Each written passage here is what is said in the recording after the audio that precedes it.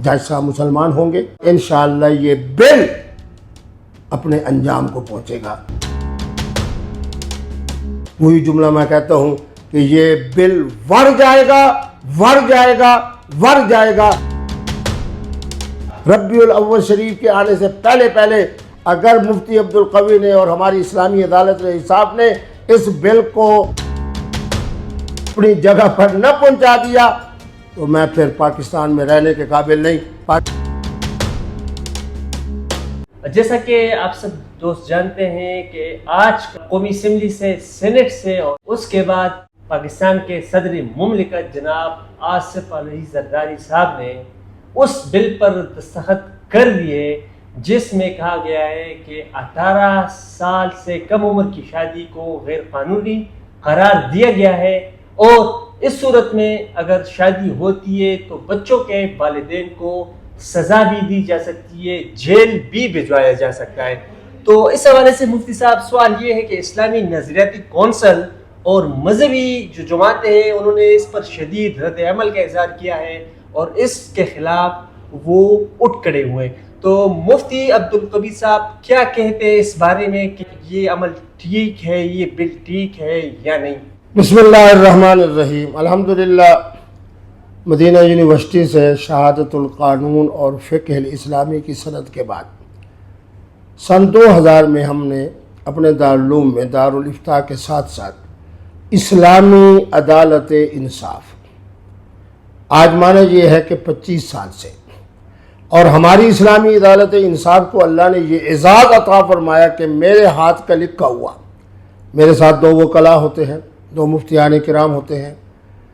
ہمارے دستخطوں سے جاری اسلامی عدالت انصاف کے فیصلے کو سپریم کورٹ نے بھی تسلیم کیا ہے، سول کورٹس بھی تسلیم کرتی ہیں۔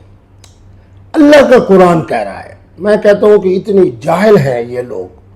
ایم این اے، سینیٹر، اور پھر آصف علی زرداری صاحب تو بڑے آدمی ہیں۔ فطرت اللہ التی فطر الناس علیہا لا تبدیل لخلق اللہ ذالک الدین القیم۔ دین قیم یہی ہے کہ ہر بچہ اور ہر بچی جو عاقلہ بالغہ ہو، چاہے 15 سال کی عمر ہو، چاہے 14.5 سال کی عمر ہو، چاہے 14 سال کی عمر ہو، چاہے 16 سال کی عمر ہو، چاہے 17 سال کی عمر ہو، جب اپنے نکاح کی بابت مکمل با اختیار ہے، جب وہ نکاح کریں گے، یہی اسلام کی تعلیمات کا، قرآنی تعلیمات کا، شریعت اسلامیہ کا خلاصہ اور فلسفہ ہے۔ ان کے بل یہ شریعت کے خلاف ہیں، فطرت کے خلاف ہیں، حقیقت کے خلاف ہیں، حکمت کے خلاف ہیں۔ ہماری اسلامی عدالت انصاف اس حوالے سے، ہم چونکہ قانونی لوگ ہیں، ہم اس کے حوالے سے جا رہے ہیں کہاں؟ ہائی کورٹ میں، ملتان ہائی کورٹ میں۔ ان قریب انشاءاللہ عید کے بعد آپ دیکھیں گے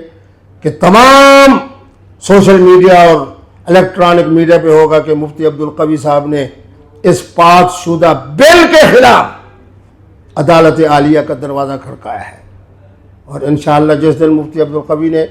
قرآن و سنت کی روشنی میں بات کی تو یقین ہے کہ مجھے جج صاحب مسلمان ہوں گے، علم والے ہوں گے، عقل والے ہوں گے، دانا ہوں گے، اپنی قبر کو سامنے رکھیں گے، اللہ کے نظام فطرت کو سامنے رکھیں گے، اور انشاءاللہ یہ بل اپنے انجام کو پہنچے گا۔ وہی جملہ میں کہتا ہوں کہ یہ بل بڑھ جائے گا،